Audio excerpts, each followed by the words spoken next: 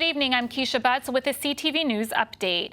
And a setback for Governor Larry Hogan, thousands of Marylanders will continue to receive pandemic jobless benefits. A Baltimore Circuit Court judge dismissed an appeal from the governor this morning, allowing enhanced federal job benefits to continue until September 6. Hogan complained that employers were having problems filling positions and wanted to encourage people to look for work. The Public Justice Center, which represented 6 of the plaintiffs in lawsuits against the governor, says it's grateful for the judge's decision. It impacts these hundreds of thousands of Marylanders who are eligible for these benefits and therefore can continue to receive them. He interpreted the state law in the way that we were hoping, in that it does require the Department of Labor and the state of Maryland to maximize available benefits through unemployment insurance. And this is going to be really beneficial for people because they're going to be able to use this money as they intended and planned to until September 6th, which was the original date they were given. The governor's office says it's disappointed in the decision. Reaction to the judge's decision to extend federal pandemic benefits continues to roll in. State Comptroller and gubernatorial candidate Peter FRANCHOT says the judge made the right call. To the extent the governor pulls the rug out from underneath these low-wage earners and takes this $300 weekly payment away because businesses are kind of leaning on their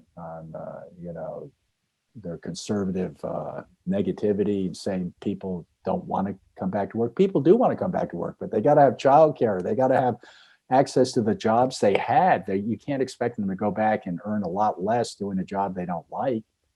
The job was shut down by the government. So when it opens up, they should get it back and they will go back to work. But right now, the governor should drop this issue and we should focus upon the bigger unemployment fiasco, I guess you would call it, and make sure we understand what happened and what we can do to prevent it in the future.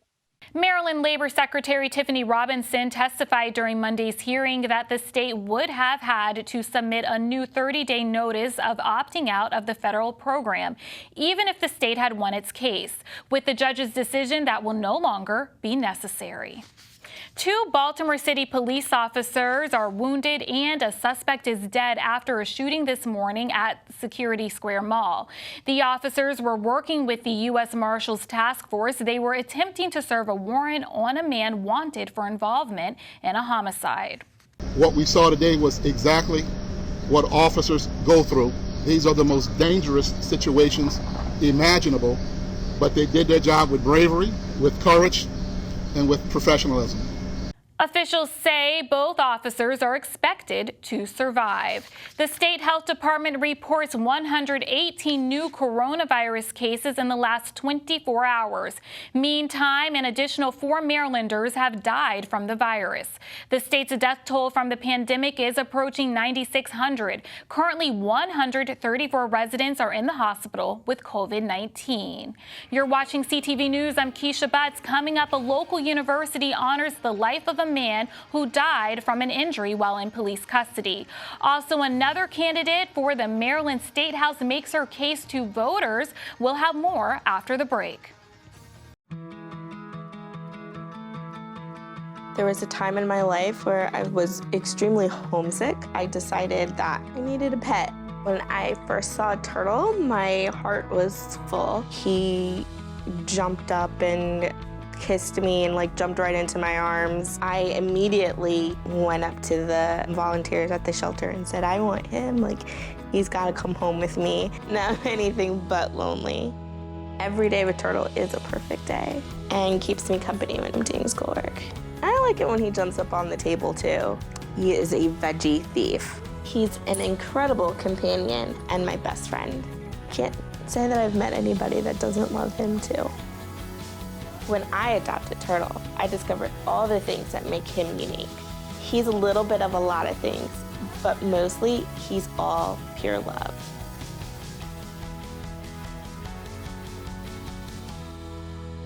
I can do this. We believe in you. Each day brings hope. Every day, millions of people celebrate their recovery from addiction and mental illness while others begin their journey. Be a part of it. Tell your story. Join the Voices for Recovery. Together, we are stronger. For 24-hour free and confidential information and treatment referral for mental or substance use disorders for you or someone you know, call 1-800-662-HELP. Welcome back. It was 10 years ago today that Prince George's police began the investigation of the murder of an Adelphi man. 34-year-old LEESON Samuels was gunned down and was found in a grassy area on the 2300 block of 51st Place in Hyattsville. It was July 13th, 2011. Investigators say Samuels was kidnapped in Silver Spring, and he walked back to his vehicle, just hours before his body was located. His 2007 tan Chevy Suburban was stolen and later recovered in the district. Police say they will never stop investigating this case until it's solved. It's very frustrating, especially when you get leads and, you feel like you're getting close and you just still haven't reached that resolution. It's frustrating, but although it is, we continue to push forward. We continue to ask for the community's assistance, because even though it's been a decade, we still have hope that we will bring this case to a close. So, we're still talking about it. We want to remind people that we haven't forgotten. Detectives in the cold case unit continue to work the case and are asking anyone who may have information to contact Crime Solvers. That phone number is 1-866-411-TIPS. Well, here's a startling statistic. In Maryland, a car is stolen every 40 minutes. However, Maryland State Police say car thefts can be prevented. Officials say 50% of cars that are stolen had keys left inside. While they encourage you to take your keys after parking, they also say it's important to remove all valuables as well. Another simple tip is to lock your car doors. July is National Vehicle Theft Prevention Month. 2 island nations in the Caribbean are currently in a state of unrest. Prominent Florida doctor Christian Emmanuel Sanon is accused of masterminding the assassination last week of Haitian President Jovenel Moise. You can see Sanon on the left and Moise on the right in these photos. According to the Washington Post, Sanon landed in Haiti on a private plane last month to carry out the plot after recruiting a small army through a Miami-based security firm. Meantime, massive protests in Cuba ignited on Sunday across the island. It's the largest mass demonstration in decades. Cuba's had a tough time during the pandemic. It's dealing with an increase in cases due to the Delta variant being introduced in the country. You've got 5 years of tightened sanctions that the U.S. imposed that restricted remittances, restricted travel, restricted, everything. And this policy of basically putting Cuba in a pressure cooker is let off some steam on Monday. There's genuine frustration among people. It has been an incredibly difficult time. I speak with my cousins down there all the time, and they have genuine complaints and a genuine desire to be heard. Quintana says now is the time for engagement and not partisan responses. From serving as the vice president of a bank to owning her own nonprofit, a local woman is throwing her hat in the race for state delegate. This is REMI DUYILE. She announced earlier this week that she's running for District 23B. DUYILE from Upper Marlboro worked for Bank of America. She also founded her own mortgage consulting and nonprofit organizations. As a lawmaker, she says she wants to enforce policies to help families and small businesses. We can find a way to ensure that small businesses that are going into business, they get full understanding of what this is about, that as legislators, as people, that we create situations whereby those people can truly understand what it means to be an entrepreneur, what it means to have a passion and lead it to start a business. These are things that we would do. Legislatively, there are things that are in place, but we would enact legislation. DUYILE is hosting her first event virtually this Thursday. Coppin State University in Baltimore plans to establish a scholarship to honor the life of Freddie Gray. This, according to the Baltimore Sun. The scholarship will go to students who attend Carver Vocational Technical High School in Baltimore. This is the same school, same high school that Gray attended. In April 2015, Gray died following a police custody incident sparking days of rioting. Don't move. We'll have more after the break. I moved to Florida with literally pennies in my pocket and a prayer. I needed a new start. Dacian looks like a very typical 3-year-old until you ask him, "What's your name? How old are you?" My son has a lot of behaviors that would show as being autistic. Most kids can tolerate a variety of foods, but unfortunately for Dacian, everything has to be organic and raw. I wasn't ashamed to go to the food pantries. It's expensive to eat healthy, and nutrition is very important to Dacian's health. The healthy organic food that we receive dramatically helped his social skills. Most people would say, she really doesn't have much of a life. But to me, I have everything right there next to me and my son.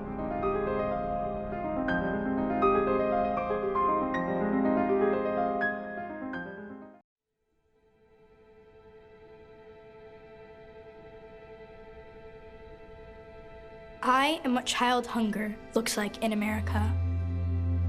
I am a 9-year-old boy who hopes a friend invites me to a sleepover so I can have dinner. I am a 15-year-old girl who goes for walks during lunch so my friends won't know I don't have anything to eat. I am a 13-year-old boy who gets into fights at school just because I'm hungry. I was created by artificial intelligence from faces of the 1 in 7 American children who struggle with hunger.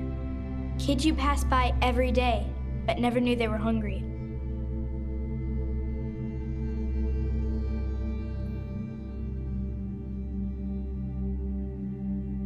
Feeding America, 200 food banks strong. Thanks for staying with us. Prince George's police are investigating a tragic accident in Hydesville last night. A pedestrian was struck and killed by a train. It happened near Kenilworth Avenue and 52nd Avenue at around 11:35 last night. It's not known why the man was on the tracks. Police have not yet released his identity.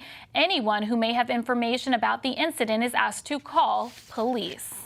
Well, did you know that Prince George's County has a multicultural commission? Formed in 2019 by State's Attorney Aisha Braveboy, the commission is aimed at giving everyone in the county a seat at the table, with the emphasis on immigrants. Commission ambassadors go out to the community, reaching out to different groups. They then bring what they've heard back to Braveboy, who then attempts to get them the help they need. People who have come here from different parts of this world to create and make a better life for themselves and their families. And one of the things that we wanted to ensure is that everyone understood our justice system and knows that it applies to them. And what better way to get that message out than through members of our diverse communities throughout the county. It is so important because Prince George's County is a diverse community. There's a lot of them, thousands of them, living here and have no clue whom to call when they have issues. And that's why it's very vital. Well, let's get a quick check on our 3-day weather forecast. Tonight, partly cloudy with a low around 75.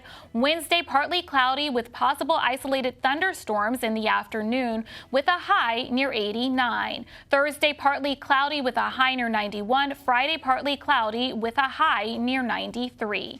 And now for the community calendar. Wouldn't it be fun to work where you play? The County Department of Parks and Recreation is hosting a seasonal job fair for residents looking for part-time work. The agency is looking to hire for summer camp positions, park maintenance, mobile unit drivers, and more at community centers, public schools, and other facilities. The event takes place Saturday, July 17th from 9 a.m. until 1 p.m. at the Showplace Arena in Upper Marlboro. For more information, visit mncppc.org/jobs.